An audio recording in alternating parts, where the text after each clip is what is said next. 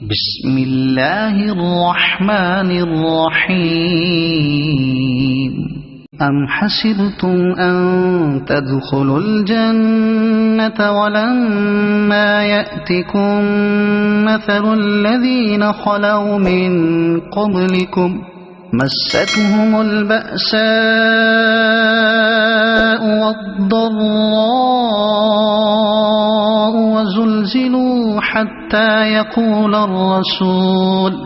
وزلزلوا حتى يقول الرسول والذين آمنوا معه متى نصر الله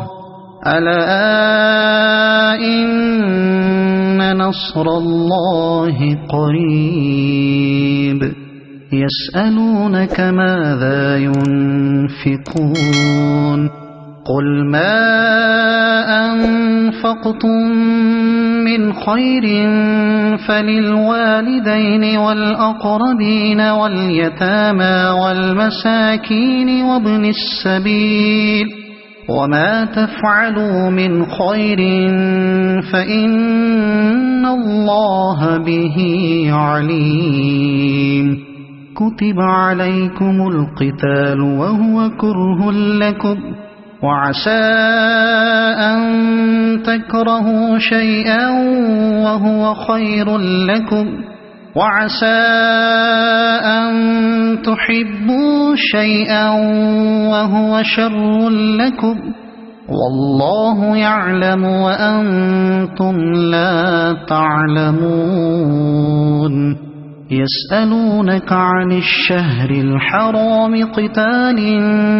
فيه قل قتال فيه كبير وصد عن سبيل الله وكفر به والمسجد الحرام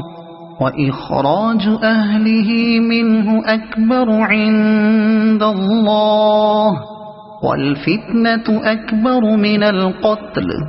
ولا يزالون يقاتلونكم حتى يردوكم عن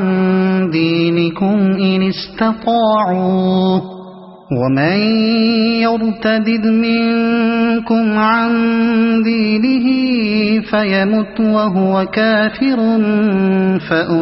فأولئك حبطت أعمالهم في الدنيا والآخرة وأولئك أصحاب النار هم فيها خالدون إن الذين آمنوا والذين هاجروا وجاهدوا في سبيل الله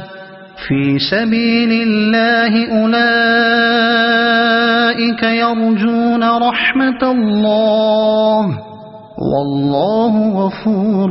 رحيم يسألونك عن الخمر والميسر قل فيهما إثم كبير ومنافع للناس وإثمهما أكبر من نفعهما ويسألونك ماذا ينفقون قل العفو كذلك يبين الله لكم الآيات لعلكم تتفكرون في الدنيا والآخرة ويسألونك عن اليتامى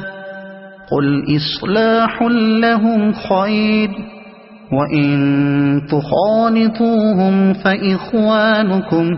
والله يعلم المفسد من المصلح ولو شاء الله لأعنتكم